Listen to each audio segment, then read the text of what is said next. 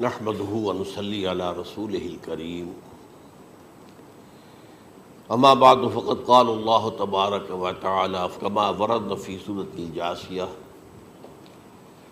اعوذ بالله من الشيطان الرجيم بسم الله الرحمن الرحيم وإنه لعلم للساعة فلا تمترن بها واتبعوني هذا صراط مستقيم صدق اللہ العظیم رب اشرح لی صدری ویسر لی امری واحلل عقدۃ من لسانی یفقہوا قولی اللہم ربنا الہمنا رشدنا واعذنا من شرور انفسنا اللہم ارنا الحق حقا وارزقنا اتباعہ وارنا الباطل باطلا وارزقنا اجتنابہ آمین یا رب العالمین۔ قادیانیت سے متعلق ایک بحث کا آغاز ہو گیا تھا، کیونکہ ہمارے علم میں یہ آیا تھا کہ قادیانیوں نے خاص طور پر ماڈل ٹاؤن کو اپنا ایک مرکز اور اپنا اڈا بنانے کا فیصلہ کیا، اور اس کا ہمیں تجربہ بھی حاصل ہو گیا۔ کچھ نوجوان اہل سنت کے نوجوان میرے پاس آئے تھے اور انہوں نے میری توجہ اس طرح منعطف کرائی کہ یہاں پر یہ اپنی جمعے کی نماز کے لیے اوپن گراؤنڈ استعمال کر رہے ہیں اور اس میں لگا لیتے ہیں پارٹیشن وغیرہ، اور بڑی یوں سمجھیے کہ بڑی مہم کے ساتھ دونوں طرف کی سڑکیں بند کر کے، اور جو بھی لوگ مسافر ہیں انہیں بھی دعوت دیتے ہیں کہ آئیں یہاں جمعہ پڑھیں، اور بعض لوگ مغالطے میں وہاں جمعہ پڑھ لیتے ہیں۔ تو اس کے حوالے سے انہوں نے کوشش کی کہ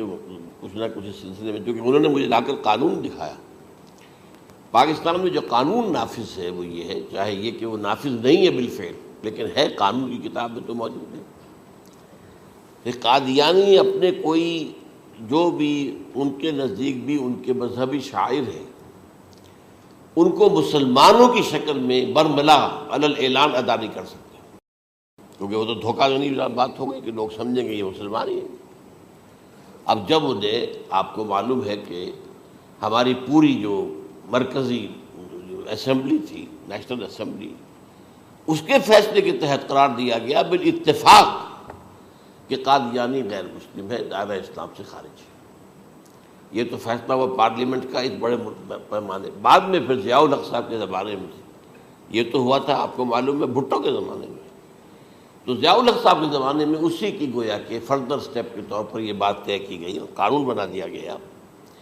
کہ وہ اپنی مسجد کو مسجد نہیں کہہ سکتے اور مسجد کی صورت پر نہیں بنا سکتے کہ گزرنے والے کو یہ خیال ہو کہ یہ مسجد ہے۔ اسی طرح وہ اگر کوئی اسلامی شاعر کا ارتکاب کریں گے علی الاعلان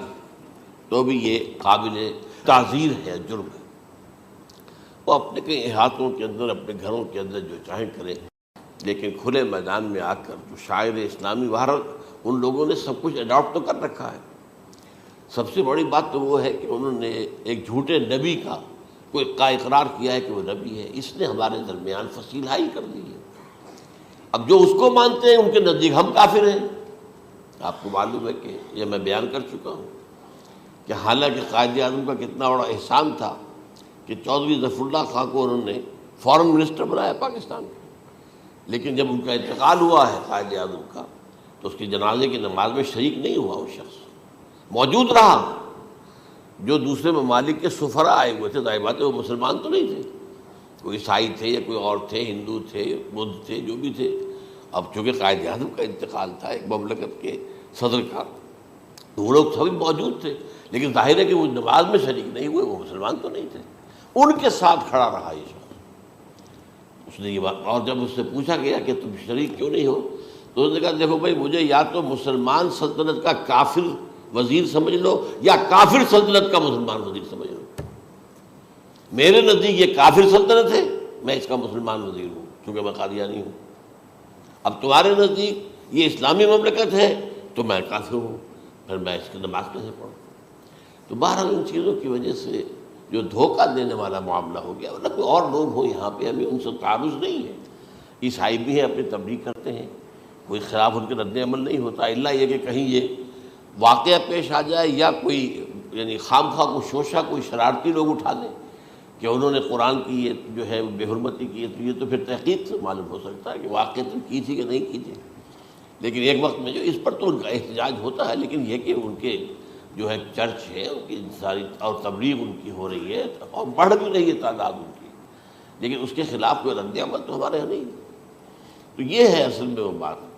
تو اس پر جو گفتگو شروع ہوئی تھی میں آج اس کی تکمیل کرنے جا رہا ہوں۔ حضرت عیسیٰ علیہ السلام کی دوبارہ آمد کا تعلق ہے، اس کے ضمن میں قرآن مجید میں جو نص قطعی ہے وہ نص قطعی یہ ہے اِنَّهُ لَعِلْمٌ لِلسَّاعَةِ فَلَا تَمْتَرُنَّ بِهَا۔ حضرت عیسیٰ کا ذکر ہوا ہے سورہ جاسیہ میں، اور وہاں فرمایا گیا ہے کہ یہ عیسیٰ کا دوبارہ آنا قیامت کی علامت ہوگا، یعنی کہ اب قیامت بالکل قریب آ گئی ہے۔ اِنَّهُ لَعِلْمٌ لِلسَّاعَةِ، علم حاصل ہوگا ان کی دوبارہ آمد پر کہ اب قیامت جو ہے وہ سر پر آ گئی ہے۔ اچھا، اس کے ایک اور جو ہے ذرا بالواسطہ دلائل جو قرآن مجید میں آئے ہیں، ایک ان میں سے یہ ہے کہ سورہ آل عمران میں جہاں حضرت مریم کو بشارت دے رہا تھا فرشتہ کہ آپ کے ہاں ایک بیٹا ہوگا، وہ بڑی حیران تھی کہ میرے ہاں کیسے بیٹا ہو جائے گا، ماں کن تو بغیہ، میں تو کوئی بدکار عورت تو نہیں ہوں، نہ میری کوئی شادی ہوئی ہے ابھی۔ تو اس میں جو باتیں بیان کی تھی فرشتے نے، وہ جو بیٹا ہوگا اس کی کیا شان ہوگی، اس میں یہ الفاظ بھی آتے ہیں وَيُكَلِّمُ النَّاسَ فِي الْمَهْدِ وَكَهْلًا، وہ باتیں کرے گا، لوگوں سے گفتگو کرے گا جبکہ وہ پنجھوڑے میں ہوگا، بچہ ہوگا، گود میں ہوگا، اور کہل کے وقت، کہل کہتے ہیں جب آدمی عمر میں جو ہے 40-45 کا کسی بھی اوپر ہو جائے، آپ پہلے طفل کہتے ہیں پھر جوان کہتے ہیں، عربی زبان میں شاب کا لفظ آتا ہے، بہت جوان، بڑی اچھی صحت میں ہے، اس کے بعد پھر ظاہر بات ہے ڈھلوان شروع ہوتی ہے، یہ کہل ہے۔ جب بڑھاپے کے آثار شروع ہوتے ہیں، بال سفید ہونے شروع ہوتے ہیں، تو یہ کہل ہے، قبول۔ اب سوال یہ ہے اس گھوڑے میں بات کر دیں، یہ تو معجزہ ہے، لہذا اس کا ذکر یہاں پر مناسب ہے۔ یہ بڑے ہو کر بات کرنے کی کیا ضرورت تھی کہنے کی، وہ تو سبھی کرتے ہیں انسان، یہ اسی لیے کہ معلوم ہو کہ کہولت بھی انہیں آئے گی یار، حالانکہ آپ کو معلوم ہے سب مانتے ہیں، عیسائی بھی مانتے ہیں، سب مانتے ہیں، 33 برس کی عمر میں انہیں اٹھا لیا گیا، اس دور میں تو کہولت آئی نہیں، اس لیے قرآن ذکر کر رہا ہے۔ اور یہ بات جو ہے دوسری مرتبہ آئی ہے یہ سورہ المائدہ میں آیت نمبر 110 وَتُكَلِّمُ النَّاسَ فِي الْمَهْدِ وَكَهْلًا، صرف یہ ضمیر کا فرق ہے، وَيُكَلِّمُ النَّاسَ فِي الْمَهْدِ وَكَهْلًا، اور وَتُكَلِّمُ النَّاسَ فِي الْمَهْدِ وَكَهْلًا یہ ہے جب قیامت کے دن اللہ تعالیٰ حضرت عیسیٰ سے سوال کریں گے، اے عیسیٰ ابن مریم، کیا تم نے میری اجازت سے اور میری تائید سے یہ معجزے نہیں دکھائے، یہ معجزے نہیں دکھائے، میں نے تم پر یہ فضل نہیں کیا؟ اور یہ گویا کہ بالواسطہ عیسیٰ کے ماننے والوں سے خطاب ہے کہ اللہ تعالیٰ کے کتنے بڑے بڑے احسان ہوئے، اور اسی میں تم بات کرتے تھے لوگوں سے پنگھوڑے کے اندر بھی اور کہولت کی عمر میں بھی، تو یہ کہولت کی عمر کب آئی؟ حضرت عیسیٰ علیہ السلام، تو اس کے بغیر تو ممکن ہی نہیں ہے کہ وہ دوبارہ دنیا میں آئیں، پھر ان کے اوپر وہ عمر آئے اور اس عمر کے اندر بھی وہ بات کریں گے۔ تو یہ میرے نزدیک قرآن مجید کے اندر دلائل ہیں اس چیز کے کہ حضرت عیسیٰ علیہ السلام کی دوبارہ جو ہے آمد ہوگی۔ اب اس ضمن میں چاہتا ہوں کہ آج خاص طور پر جو الساعہ کی اور جو علامتیں قرآن میں آئی ہیں، یہ ضمنی مضمون ہو جائے گا، لیکن بہرحال یہ بھی ایک معلوماتی مضمون ہے کہ ایک تو یہ قیامت کی بڑی نشانیوں میں سے حضرت عیسیٰ کا دوبارہ آنا، اور کیا کیا جو ہے باتیں بیان ہوئی ہیں وہ ذرا غور سے سن لیجیے۔ پہلی بات میں نے ہلکا سا حوالہ دیا تھا، ہم تو ایک لفظ قیامت بولتے ہیں، وہ قیامت جو ہے اتنا ہمارے نزدیک جامع لفظ ہے کہ جس میں وہ بھی جو زلزلۃ الساعہ آئے گا وہ بھی ہے، پھر جو نفخ روح نفخ ساق ہوگا وہ بھی ہے، لیکن قرآن مجید سے معلوم ہوتا ہے کہ یہ الساعہ ہے، وہ گھڑی جس دن کے یہاں قیامت برپا ہوگی، زلزلہ آئے گا، شدید ترین حالات آئیں گے، فوری طور پر تمام انسان مر نہیں جائیں گے۔ جو ہے اس کا نقشہ جو کھینچا گیا ہے، یا ایھا الناس اتقوا ربکم ان زلزلۃ الساعۃ شیء عظیم یوم ترونها تذہل کل مرضعۃ عما ارضعت وتضع کل ذات حمل حملها وتری الناس سکارى وما هم بسکارى ولکن عذاب اللہ شدید۔ اے لوگوں ڈرو، اللہ کا تقوی اختیار کرو،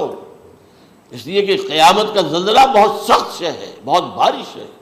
ان زلزلۃ الساعۃ شیء عظیم، جب پہاڑ چل رہے ہوں گے اور جو ہے انسان جو ہیں گے وہ جس طرح پروانے ہوتے ہیں، پتنگے ہوتے ہیں، ایسے اڑ رہے ہوں گے انسان،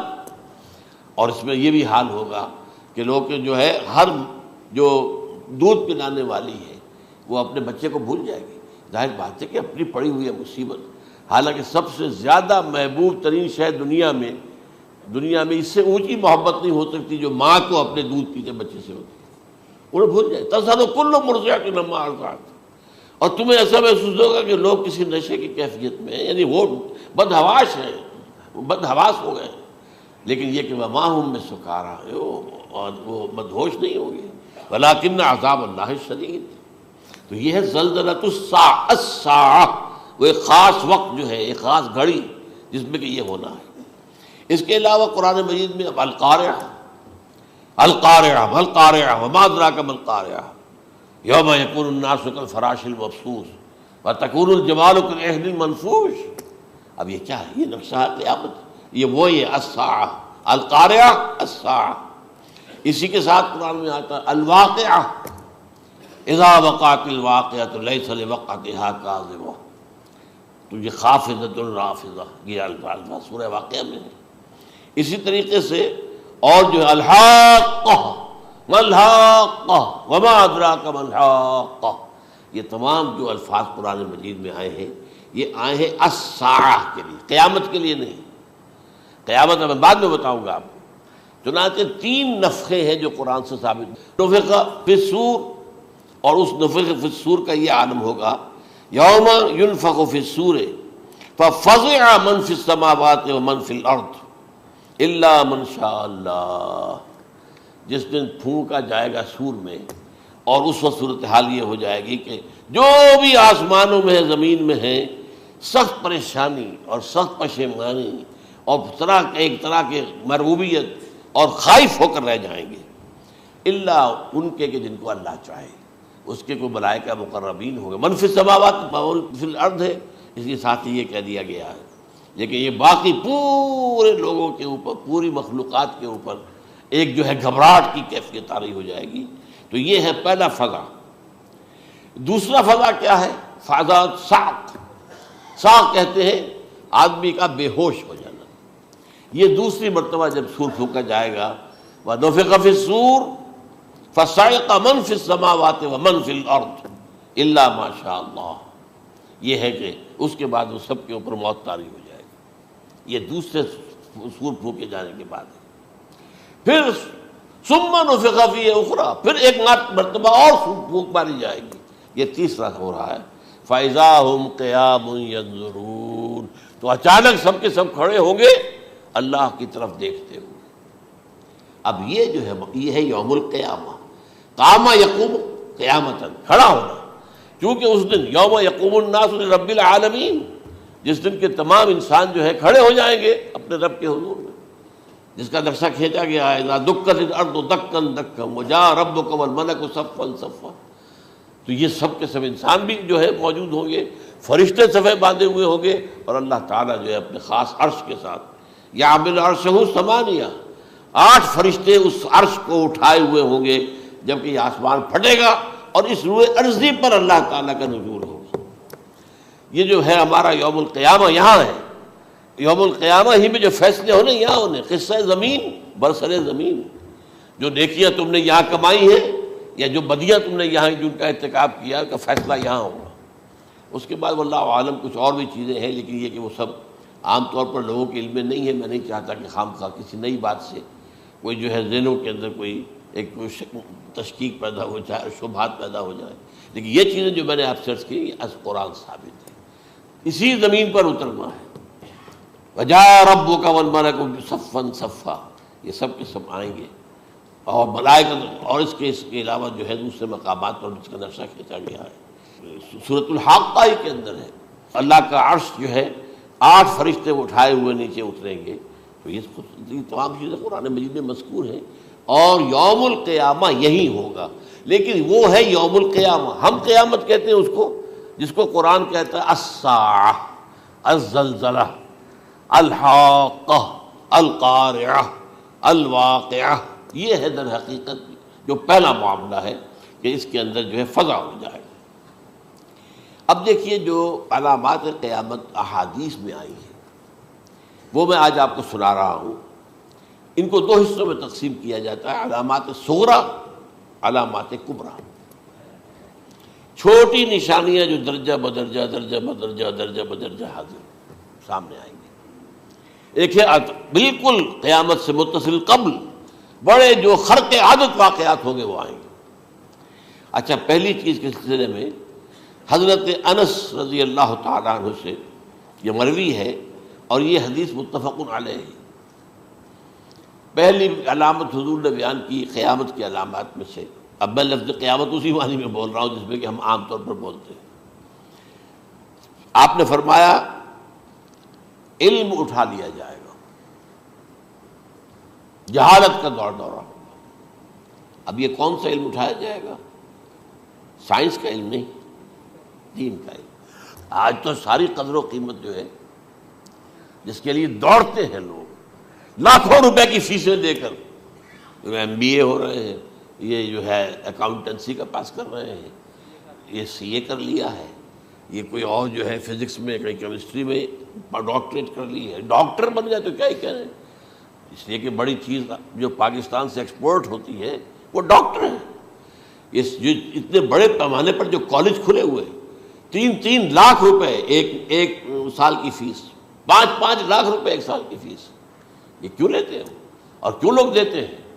کہ موقع مل جاتا ہے ایم بی بی ایس کر کے۔ امریکہ کے اندر بھی ڈیمانڈ ہے، ان کے ہاں ڈاکٹر جو ہیں جتنے ہونے چاہیے نہیں ہے، لہذا اور بھی بہت سی جگہوں پر ڈیمانڈ ہے۔ تو جس چیز کی مارکیٹ میں ڈیمانڈ ہے وہ علم ہے۔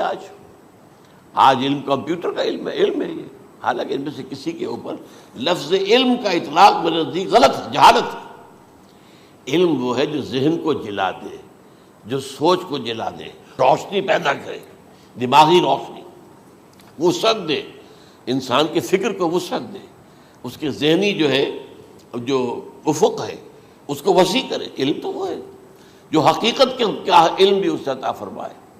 قرآن ہے، حدیث ہے، باقی اور چیزیں جو اس سلسلے میں آ سکتی ہیں وہ ہے کہ جو قرآن اور حدیث کی سمجھنے میں مومن ہوں اور زیادہ جو ہے اس کے تک فہم کو آسان کر دیں۔ لیکن یہ کہ فرمایا علم اٹھا لیا جائے گا، جہالت کو فروغ ہوگا۔ ظاہر بات ہے، ایک ہی بات ہوئی ہے۔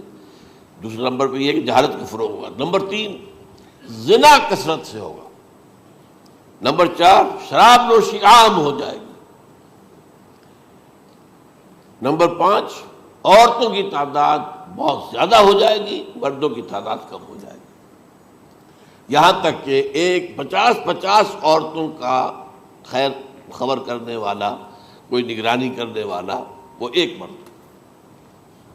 اچھا، یہ تو ہے ایک حدیث جو میں نے آپ کو بیان کر دی، متفق علیہ، یہ بخاری اور مسلم دونوں میں ہے۔ دوسری حدیث بخاری کی ہے، اس کو حضرت ابو ہریرہ رضی اللہ تعالیٰ عنہ نے روایت فرمایا ہے، قیامت آئے گی جب امانت ضائع ہو جائے گی۔ آج ہمارے ہاں امانت کے ضائع ہونے کا جو نقشہ ہے شاید پوری دنیا میں کہیں اور نہیں۔ جس طرح کے غبن یہاں ہوتے ہیں، جس طرح کک بیکس جو ہے وہ لیے جاتے ہیں، اس غریب یعنی قوم غریب ہے لیکن یہاں وہ امیر بہت بڑے بڑے لوگ ہیں، وہ تو دنیا بھر کے ٹاپ کے امیروں کے اندر ان کا شمار ہو جائے گا۔ لیکن یہ کہ یہ سب امیر کیسے بنے؟ غبن بلین آف ڈالرز کا، اب تو اس سے کم کی تو بات ہی نہیں ہوتی۔ فلاں نے اتنے بلین جو ہے پیسے اپنا جو ہے قرضہ معاف کرا لیا۔ بھائی کس نے کیا، کون کرتا ہے معاف؟ یہ کسی کے باپ کی جاگیر ہے؟ یہ پیسہ بینک کے اندر حکومت کا ہے کہ حکومت کو اختیار ہو کے وہ رائٹ آف کر دے ان کے جو ہے ان کی جائیدادیں کرو ضبط۔ لیکن ہوتا کیا ہے، بینک آفیسر بے ایمان ہے، وہ کہتا تھا 1 کروڑ کا قرضہ لے جاؤ، 10 لاکھ مجھے دے جاؤ، چاہے تم میرے پاس کوئی ڈاکومنٹ جو ہے ایسے نہیں دے سکتے، حالانکہ ہونا چاہیے کہ اتنا بڑا قرضہ لے رہے ہو تو ڈاکومنٹس یہاں پر ہمارے سامنے لاؤ کہ اگر تم نہ دے سکو تو ہم ان ڈاکومنٹس کے ذریعے سے تمہاری جائیداد، تمہاری کوئی جاگیر، تمہاری کوئی اور چیز اس کو قبضہ کریں۔ جب وہ وقت آتا ہے دیکھتے ہو تو یہ ڈاکومنٹس ہی فیک ہیں، اللہ نہ خرچ کیا کرے گا کوئی؟ بینک کا باپ بھی واپس نہیں لے سکتا۔ اور یہ سب کس کی بے ایمانی ہے؟ وہ جو بیٹھا ہوا بینک مینیجر، سارا سودا اس کے مابین ہوتا ہے کہ 1 کروڑ ہے نا، 10 لاکھ مجھے دو، 90 تم لے جاؤ، باقی یہ کہ ٹھیک ہے میں تمہارے جو ڈاکومنٹس تم پیش کر رہے اس میں کوئی اعتراض نہیں کرتا، بس جاؤ۔ اور نمبر 2، حکومت نااہلوں کے سپرد ہو جائے گی۔ یہ ہے امام بخاری کی روایت کردہ روایت جو حضرت ابو ہریرہ سے۔ مسلم شریف میں ابو ہریرہ رضی اللہ تعالیٰ عنہ سے ایک اور روایت ہے، مال عام ہو جائے گا یہاں تک کہ زکوٰۃ قبول کرنے والا کوئی نہ ہوگا۔ یہ بات وہ ہے جو آج سعودی عرب اور UAE کے اندر آپ کثرت سے دیکھ سکتے ہیں۔ دولت جو ہے وہ ریل پیل، ابھی تھوڑا سا آیا ہے معاملہ خاص طور پر دبئی میں، کیونکہ وہاں بہت زیادہ کنسٹرکشن ہو رہی تھی، تو پوری دنیا میں آپ کو معلوم ہے کہ جو ریئل اسٹیٹ کہلاتا ہے اس کا حال بہت پتلا ہے، لیکن وہاں کے دولت ریل پیل ہے ہر جگہ پر۔ اور سب سے اہم متفق علیہ روایت، متفق علیہ کیا، وہ تو حضرت عمر سے بھی مروی ہے، ابن عمر سے بھی مروی ہے، ابن عباس سے بھی مروی ہے، ابو ہریرہ سے بھی مروی ہے، عبداللہ ابن مسعود سے بھی مروی ہے رضی اللہ تعالیٰ عنہ اجمعین۔ اور یہ وہ حدیث ہے جسے کہا جاتا حدیث جبرائیل، جسے ام السنہ بھی کہا گیا۔ اس میں جو آخری سوال کیا حضرت جبرائیل نے حضور سے، چوتھا، پہلا یہ تھا کہ اسلام کیا ہے مجھے بتائیے، ایمان کیا ہے، اس کی حقیقت کیا ہے یہ مجھے بتائیے، تیسرا احسان کیا ہے یہ بتائیے، چوتھا یہ کہ قیامت کے بارے میں بتائیے کب ہوگی۔ حضور نے فرمایا کہ اس کے بارے میں جس سے سوال کیا جا رہا ہے وہ اس سے زیادہ نہیں جانتا جو کہ سوال کر رہا ہے۔ اب اس کے کئی مفہوم ہو سکتے ہیں کہ بہرحال یا تو حضرت، چونکہ بعد میں معلوم ہوا کہ حضور نے پہچانا نہیں کہ یہ جبرائیل ہے، بلکہ جب سوال جواب ہو کر وہ چلا گیا شخص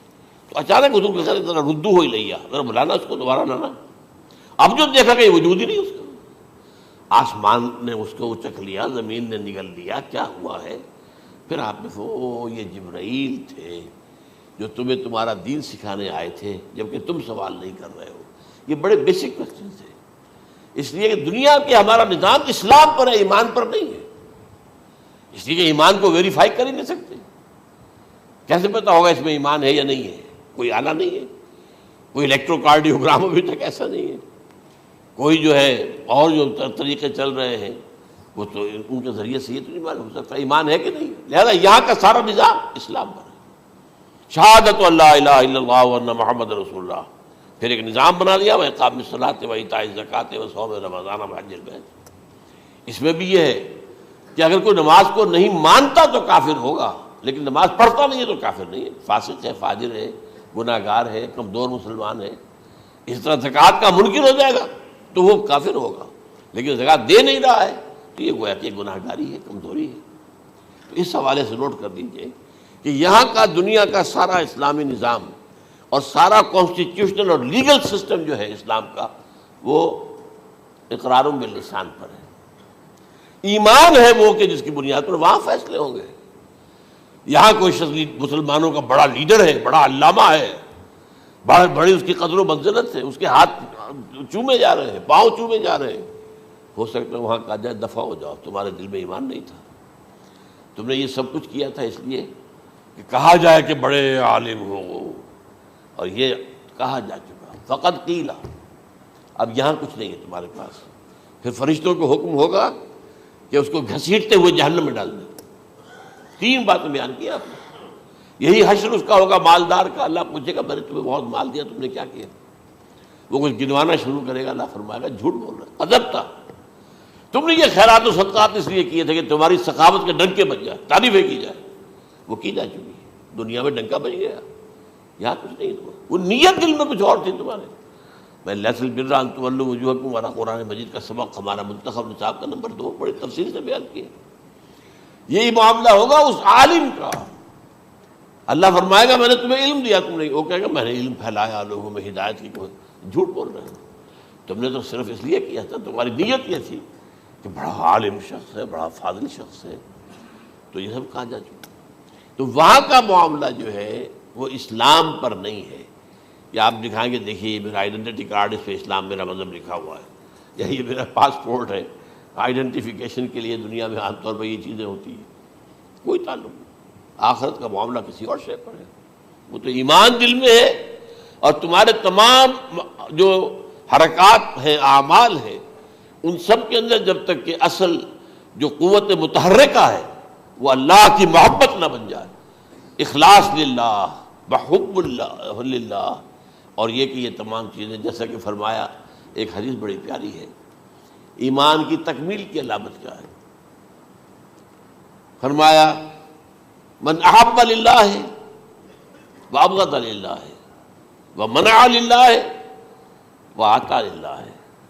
فقد استکمل الایمان،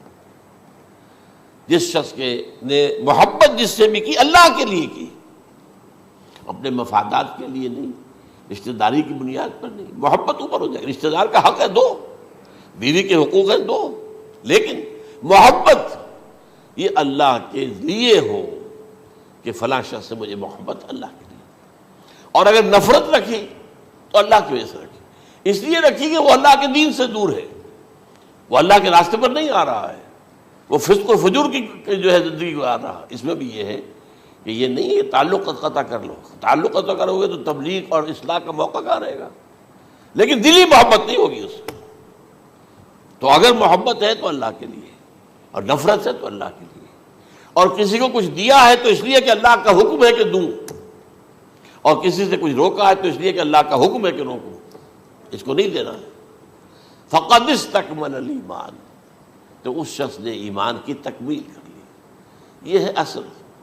جو ڈیسائیڈنگ فیکٹر ہے، وہ یہ ہے۔ اور اس ایمان کی پہلی علامت کیا ہے؟ کیسے معلوم ہو میرے اندر ایمان ہے؟ پہلی علامت سب سے کم تر درجے کا ایمان، اس میں فرمایا گیا اذا اساءت کا سیئۃ وحسنت کا حسنۃ فانت مومن، اگر کوئی اچھا کام کر کے خوشی ہو اور کوئی برا کام ہو جائے تو ملامت ہو، یہ کیا کر بیٹھا، یہ میں نے کیا کیا ہے، یہ مجھے نہیں کرنا چاہیے تھا۔ یہ اگر احساس ہے نیکی اور بدی کا تو تمہارے اندر ایمان ہے، یہ ایمان ہے ادنیٰ درجے کا، اور وہ ایمان من احب للہ وابغض للہ واعطى للہ ومنع للہ فقد استکمل الایمان۔ اچھا، یہ جو متفق علیہ حدیث ہے جو حضرت جبرائیل کی ہے، اس میں پھر انہوں نے کہا کہ اچھا اگر آپ مجھے یہ کب ہوگی قیامت نہیں بتا سکتے تو اس کی کچھ علامتیں بتائیے۔ یہ بڑی عظیم تھا، کیونکہ یہ تو تمام احادیث کے اندر میں نے عرض کیا نا کہ سب سے زیادہ صحابہ سے منقول ہے، اور آپ نے فرمایا کہ جب لونڈی اپنی مالکہ کو جنے گی اور تم دیکھو گے کہ ننگے بدن ننگے پیر بھوکے ننگے بھیڑوں اور بکریوں کو چرانے والے اونچی سے اونچی عمارتیں بنانے میں ایک دوسرے کا مقابلہ کریں گے۔ اذا تلد الامۃ ربتہا، کیا بانی ہے، یہ خاص الفاظ کیوں کہے گئے؟ اولاد والدین کے سامنے دب کر رہتی تھی، کبھی سینہ تان کر بات نہیں کرتے تھے، ٹھیک ہے کوئی بات آپ مان نہیں سکتے، ابا جان یہ بات تو میں نہیں کر سکتا، یا فرض کیجئے کہ وہ آپ کو کسی نیکی سے روک رہے ہیں، کہ دینی کام سے روک رہے ہیں، ابا جان یہ تو میں نہیں کروں گا، یہ تو دین کا فرض ہے، یہ کہیں آپ، اور ڈٹ کر کہیں اور جمیں اس پر، لیکن یہ کہ کوئی سرکشی کا انداز نہ ہو، ایسا نہ ہو کہ اپنے جناب سینے کو تان کر کے کھڑے ہو جائے، میں نہیں کروں گا، یہ نہیں، یہ غلط ہو جائے۔ اچھا، اولاد میں بیٹی جو ہوتی تھی وہ زیادہ سبارڈینیٹ، سبمسو، بات ماننے والی، کہیں بھی سر اونچا نہ کرنے والی، اور آخری دور میں کیا ہوگا، بیٹیوں سے مائیں ڈریں گی، انہیں ٹوک نہیں سکتی کسی بات پر،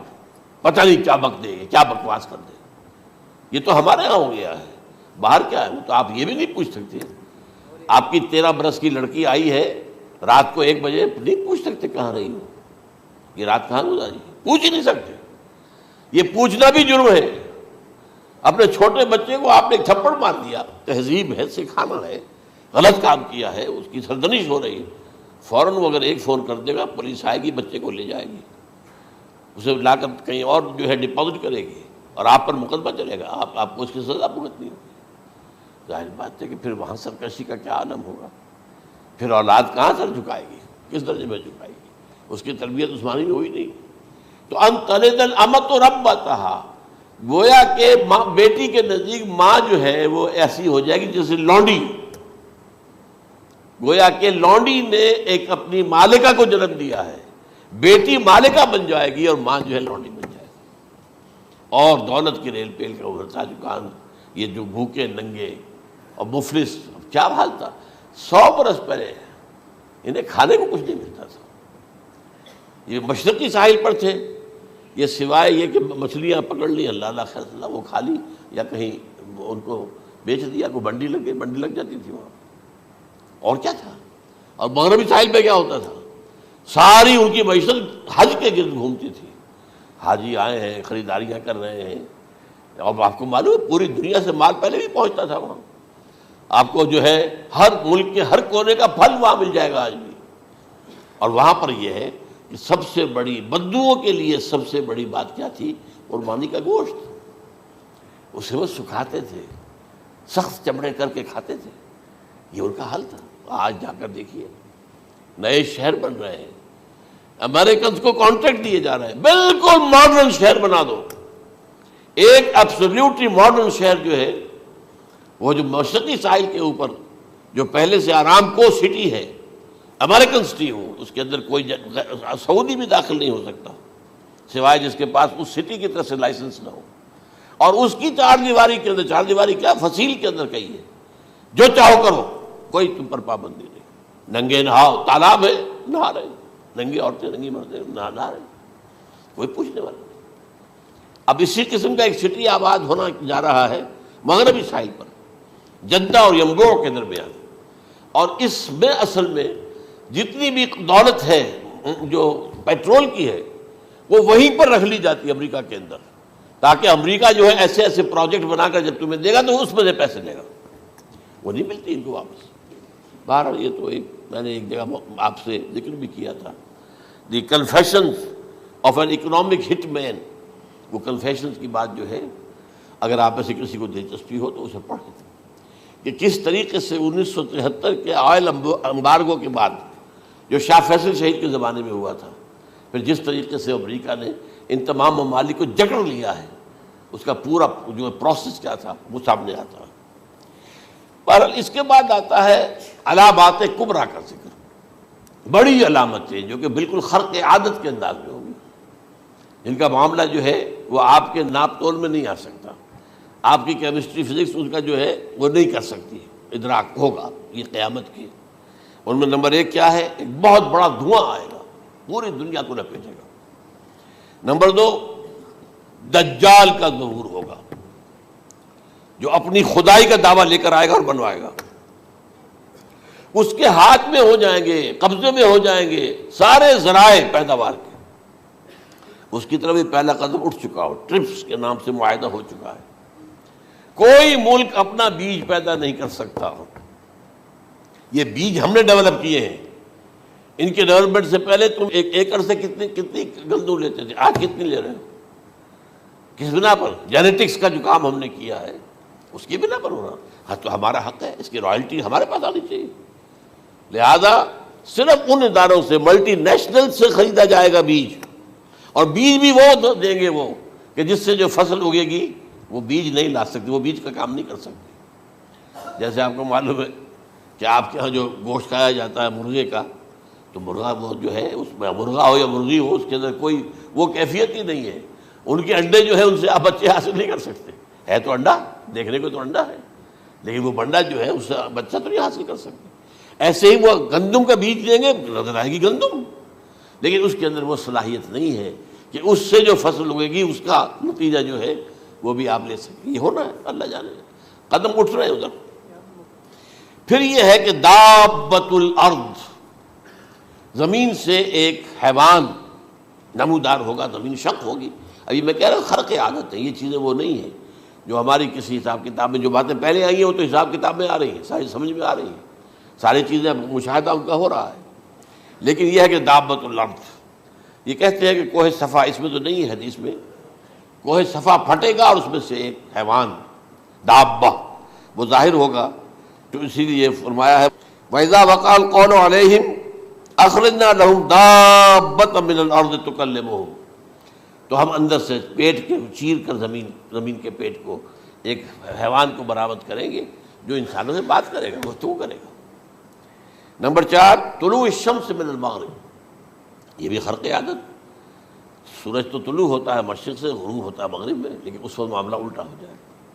یعنی جو کائنات کے اندر جو گڑبڑ ہوگی کچھ سمجھ میں بات آتی ہے کہ یہ معاملہ جو ہے یہ تو اس پورے سولر سسٹم کو اگر بدل دیتے ہیں تو مشرق مغرب ہو جانا، مغرب مشرق ہو جانا، یہ سمجھ میں آنے والی بات ہے۔ اس کے بعد ہے عیسیٰ ابن مریم کا نزول، جس کے بارے میں آج میں نے گفتگو کی ہے تفصیل سے۔ یہ نزول ہونا ہے، یہ علامات قیامت میں سے حضور نے بیان فرمایا ہے، اور قرآن مجید کی جو اصطلاحات ہیں اس کے حوالے سے میں نص قطعی جو ہے وہ میں آپ کے سامنے رکھ چکا ہوں۔ پھر یاجوج ماجوج کا ایک معاملہ ہے، یہ میں ابھی اس وقت زیادہ اس پر بات نہیں کر سکتا۔ حضرت عیسیٰ علیہ السلام کے نزول کے بعد 2 کام ہوں گے، یہودیوں کا قلع قمع ختم، تمام یہود، ایک کام تو یہ ہونا ہے، اور نمبر 2 عیسائیت کا ختم ہو جانا، عیسائیت کی نفی کر دیں گے، بھائی تم مجھے خدا کا بیٹا بنائے بیٹھے ہو، میں تم خدا کا بیٹا نہیں ہوں، میں تو اس کا بندہ ہوں، رسول ہوں، میں نے تم سے کب کہا تھا کہ مجھے خدا کا بیٹا بناؤ۔ نمبر 2 یہ کہ وہ خنزیر کو قتل کر دیں گے، یعنی یہ تم نے خنزیر کب سے کھانا شروع کر دیا، میں تو تم کو نکاح اجازت دے کر گیا تھا، یہ تو شریعت موسوی میں حرام تھا، اور میں کہہ کر گیا تھا کہ یہی شریعت تم پر لاگو رہے گی، ہاؤ کم تم نے کیسے یہ؟ آج بھی بہت سے رومن کیتھولکس جو ہے وہ سور نہیں کھاتے، وہ اس میں ہے ان کے اندر کچھ نہ کچھ بات جو ہے جو حضرت عیسیٰ کی تعلیمات کا کچھ اثر ان کے ہاں ہے۔ میں تو ایک مرتبہ، یہ 1971 کی بات ہے، 4-5 دن کے لیے برسلز میں رکا تھا، اس لیے کہ وہاں مجھے ایک صاحب نے خط لکھا تھا کہ وہاں ایک نوجوان ہے، ابھی اس ایمان لایا ہے، اور اس کے کچھ مسائل ہیں، ہم کوشش کر رہے ہیں ان کے مسائل حل کریں، آپ بھی جا رہے ہیں۔ میں انگلینڈ جا رہا تھا تو واپسی پر آپ ان کے ہاں چند دن ٹھہرے، میں حیران ہوا، ویسے اس نے مجھے اپنے گھر ٹھہرایا نہیں، اس لیے کہ ماں باپ تو اس کے کرسچن تھے، اور پولیس کا چیف آفیسر اس کا باپ تھا، چیف آف پولیس فورس۔ اس نے مجھ سے 1 دن کھانے پہ بلایا، میں ہوٹل میں ٹھہرایا مجھے، اس نے کہا آپ اطمینان سے یہاں کھانا کھائیں، اس گھر میں نہ آج تک کوئی شراب کی بوند آئی ہے اور نہ ہی کوئی بوٹی آئی ہے سور کی۔ رومن کیتھولکس، اب اکلوتا بیٹا تھا یہ عبدالعزیز، نے بعد میں نام رکھا، وان کینٹر اس کا نام تھا جو کہ اوریجنل تھا، پھر اس نے نام رکھا عبدالعزیز وان کینٹر، پرانا نام بھی بہرحال رکھا۔ نہایت خوبصورت، 28 سال کی عمر تھی، اور اس وقت میں نے دیکھا تھا کہ اس کی فقہی معلومات جو ہے میری معلومات سے 10 گنا زیادہ۔ اس کی وجہ کیا ہے؟ وہ گیا تھا موراکو میں ایز اے ٹیچر ملازمت کرنے، پیسہ کمانے، وہاں وہ مسلمانوں سے اس کا ہوا رفت ضبط ہوا، اسلام کی تعلیمات سامنے آئی، اسلام لے آیا، اب اکلوتا بیٹا ہے، اور ماں باپ جو ہے کرسچن کیتھولکس۔ جب وہاں سے واپس آیا تو پھر کہتے ہیں کہ ہمارے درمیان ایک معاہدہ ہے، وی آر لیونگ ٹوگیدر، لیکن یہ معاہدہ ہے ہم مذہب پہ بات نہیں کریں گے، بس باقی جو بھی ہے وہ ساتھ رہ رہے ہیں۔ لیکن میں حیران ہوا، مجھے معلوم نہیں تھا۔ اچھا، اس کے بعد اس نے جب اسلام کا فیصلہ کیا تو اس کے سامنے سوال آیا کون سی فقہ اختیار کروں، تو اس نے بڑی جو ہے تھورو اسٹڈی کی ہے تمام فقہوں کی، کمپیریٹو اسٹڈی، ان کو کرنے کے بعد پھر فائنل فیصلہ اس کا یہ تھا کہ حنبلی فقہ میں اختیار کروں گا۔ 4 فقہوں میں سب سے لیٹسٹ حنبلی ہے، یعنی حنفی نمبر 1، پھر مالکی نمبر 2، پھر اس کے بعد شافعی نمبر 3، پھر یہ امام احمد ابن حنبل ہے۔ اور امام احمد ابن حنبل کے زمانے تک احادیث بہت بڑے پیمانے پر جمع ہو چکی تھی، جبکہ ابھی حضرت امام ابو حنیفہ کے زمانے میں کوئی اتنا زیادہ جو ہے حدیث کا بھی ذخیرہ نہیں بنا تھا۔ اسی پر تو لوگ حیران ہوتے ہیں کہ زیادہ حدیث امام ابو حنیفہ کے علم میں نہیں تھی،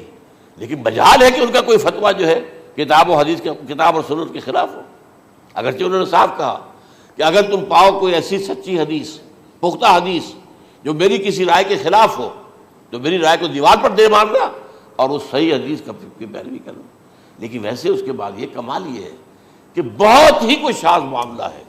کہ جس میں ان کا کوئی فتویٰ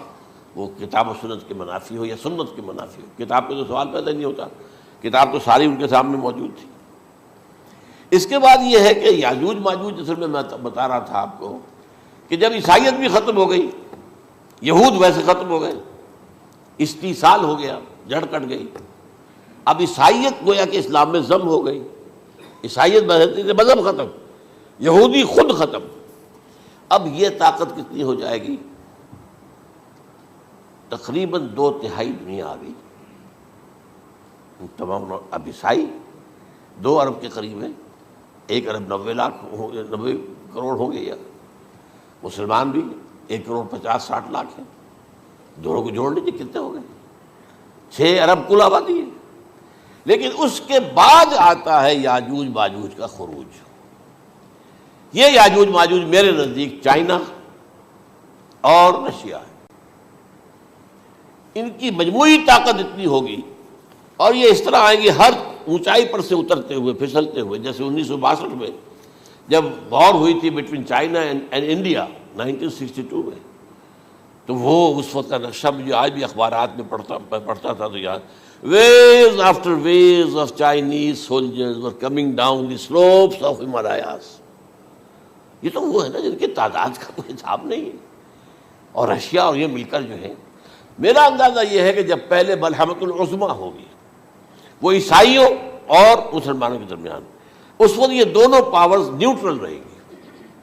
لیکن غالباً یہ بات طے کر لیں گی کہ ویپنز آف ورلڈ جو ہے ماس ڈسٹرکشن، یہ استعمال مت کرنا، اگر یہ ویپنز آف ماس ڈسٹرکشن استعمال کرو گے تو ہم میدان میں آ جائیں گے۔ اس میں وہ جنگ جب ہو چکے گی، پھر حضرت عیسیٰ کو فتح حاصل ہو جائے گی، اور پھر یہ کہ یہودیت ختم ہو جائے گی، عیسائیت بطور مذہب ختم ہو کر اسلام میں ضم ہو جائے گا، پھر وہ 40 برس کا عہد حکومت ہے حضرت عیسیٰ علیہ السلام۔ لیکن جب یہ فتح ہو جائے گی ان پر، اب یاجوج ماجوج آئیں گے، اور اتنی تعداد میں آئیں گے کہ بحیرہ طبریہ جو ہے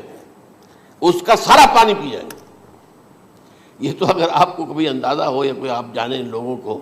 جو ان چینیوں سے واقف ہیں،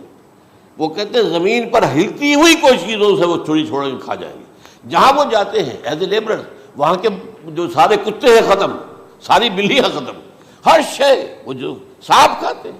ہر چیز کھاتے ہیں، اور یہ تمام ایسٹرن کنٹریز کے اندر ہوتا ہے، بڑی ڈیلیشس ڈشز ہیں یہ سانپ وغیرہ وغیرہ، اور یہ جس طرح کھا جائے، پانی پئے، ایک قطرہ نہیں رہے گا اس پر۔ تو پھر جو ہے اللہ تعالیٰ اس وقت جو ہے اس میں ایک ایسی بیماری پیدا کرے گا کہ یہ سب مر جائے، یہ معجزے سے ہوگا، یعنی ان کے اوپر فتح جو ہے وہ عام لڑائی کے ذریعے سے نہیں ہوگی، بلکہ اس کے اوپر فتح جو ہوگی وہ اللہ تعالیٰ سے ہوگی، ایک بیماری پیدا ہوگی، سب مر جائے گا، اور اس کے بعد اللہ تعالیٰ ایسے پرندے بھیجے گا بڑی لمبی لمبی گردنوں والے، وہ ان سب کو کھا جائیں گے، جیسے ہمارے ہاں گدھ ہوتے ہیں، وہ ان کو صاف کر دیں گے۔ ورنہ تو یہ ہے کہ پوری دنیا کے اندر جو بدبو اور جو پیدا ہوتا معاملہ اس سے،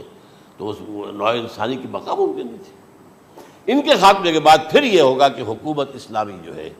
پوری دنیا میں حضرت مسیح علیہ السلام کی ہوگی، 45 برس وہ رہیں گے، اسی میں وہ کہلن بھی آ جائے گا، وہ فی المہد و کہلن جو میں نے شروع میں بیان کیا تھا، اسی میں پھر یہ ہے کہ وہ شادی بھی کریں گے، ان کی اولاد بھی ہوگی، اور پھر ان کا انتقال ہوگا تو حضرت حضور صلی اللہ علیہ وسلم کے حجرے میں، وہیں پر جہاں حضور اور ابو بکر اور عمر رضی اللہ تعالیٰ عنہم دفن ہے، وہیں پہ ان کو دفن کیا جائے گا، اور قیامت کے دن حضور فرماتے ہیں کہ میں اور یہ تینوں ساتھ نکلیں گے۔ تو یہ ہے حالات و واقعات۔ بہرحال اس میں یہ ہے کہ یہ نوٹ کر لیجئے کہ جہاں تک ہمارے ہاں آج کل کا معاملہ ہے، میرے نزدیک میں یہ کہنے پر مجبور ہوں، جو رفع و نزول مسیح کو نہیں مانتا وہ کم سے کم منکر حدیث ضرور ہے، میں اس سے کم کا فتویٰ نہیں دے سکتا۔ اب یہ ہے کہ جو لوگ مہدی کو نہیں مانتے ان کا معاملہ میں مختلف سمجھتا ہوں، چند منٹ لے رہا ہوں آپ کے، اور اس لیے کہ ان کی حدیثیں صحیحین میں نہیں ہیں، بخاری مسلم میں نہیں، اور یہ کہ بہرحال ان کا معاملہ جو ہے وہ ایسا نہیں ہے حضرت عیسیٰ کا۔ حضرت عیسیٰ کے آنے کا جو کچھ ہوگا وہ تو میں نے آپ کے سامنے بیان کر دیا، لیکن یہ ہے کہ حضرت مہدی ہمارے نزدیک اس میں خرق عادت کوئی ہے ہی نہیں، جیسے ہر صدی کے مجدد ہوتے ہیں، آخری صدی کے مجدد وہ ہوں گے، اور میرے نزدیک یہی آخری صدی ہے، اور اسی میں حضرت مہدی کا ظہور ہو جانا۔ سعودی عرب میں کوئی خانہ جنگی ہوگی کسی بادشاہ کے انتقال پر، اور پھر اس وقت یہ ظاہر ہوں گے، اس وقت ملک کے حالات کو سنبھالنے کے لیے لوگ ان کو زبردستی نکالیں گے، چھپے ہوئے ہوں گے ایک گھر میں، یہ حضرت ام سلمہ رضی اللہ تعالی عنہ کی روایت ہے کہ ایک بادشاہ کے انتقال پر یہ خانہ جنگی ہو جائے گی اور ایک شخص مدینے سے بھاگ کر مکے میں چھپ جائے گا. یہ تو ہے ان کے الفاظ، میں توجیہ کر رہا ہوں. یہ لوگ ان کی طرف دیکھ رہے ہوں گے کہ یہ جو وقت آیا ہے فتنے کا ہماری قوم پر، ہمارے ملک پر، تو ان کی شخصیت ایسی ہے کہ یہ بیچ میں آئیں، صلح صفائی کرائیں، اور وہ جو ہے اس ذمہ داری سے بچ کر بھاگیں گے اور جا کر مکے میں چھپ جائیں گے. پھر لوگ انہیں تلاش کر کے نکالیں گے اور زبردستی ان کے ہاتھ پر بیعت کریں گے، ورنہ وہ اتنے بڑے منصب کو. اور پھر یہ بھی ہے، ایک حدیث میں آتا ہے یصلحوا فی لیلۃ واحدہ، ایک رات میں ان کی مکمل اصلاح کر دیں گے. یعنی اگر کوئی تھوڑا بہت نقص اور عیب کوئی ہوا بھی، کوئی کمی کوتاہی ہوئی بھی، تو اللہ تعالیٰ ایک رات میں اصلاح کروا دیں. لیکن ہمارے نزدیک اس قدر کوئی خرق عادت ہے ہی نہیں. البتہ جو کہتے ہیں اہل تشیع، وہ خرق عادت ہے کہ ان کے 12ویں امام جو ہے وہ بچپن ہی کے اندر اس خوف سے کہ جو بنو عباس بادشاہ ہیں وہ ان کو قتل کر دیں گے، تو وہ ایک غار میں چھپا دیے گئے. اب وہ 1200 برس سے اس غار کے اندر چھپے ہوئے، اور اس کے بعد وہ ظاہر ہوگی، وہ امام مہدی ہوں گے. اس میں خرق عادت ہے، لیکن میں یہ کہتا ہوں کہ محض خرق عادت کی بنیاد پر ہم اس کی نفی نہیں کریں گے. کیوں؟ کیا ہم یہ نہیں مانتے کہ اصحاب کہف 300 برس تک سوئے رہے؟ یہ کیا عام بات ہے؟ حضرت عزیر علیہ السلام، اللہ نے انہیں موت دی، موت، اور 100 برس کے بعد زندہ کر کے اٹھا لیا. تو خرق عادت حضرت عیسیٰ کو ہم اتنا بڑا خرق عادت مانتے ہیں کہ اٹھا کر آسمان پر، تیسرے آسمان کے اوپر ہیں، موجود ہیں، اب بھی ہیں. شب معراج میں تیسرے آسمان پر حضور کی ملاقات ان سے ہوئی. تو یہ خرق عادت کی بنیاد پر نفی نہیں ہم کرتے. ہو سکتا ہے، لیکن یہ کہ اس کے لیے ہمارے پاس کوئی دلیل نہیں، کوئی احادیث نہیں، کچھ نہیں،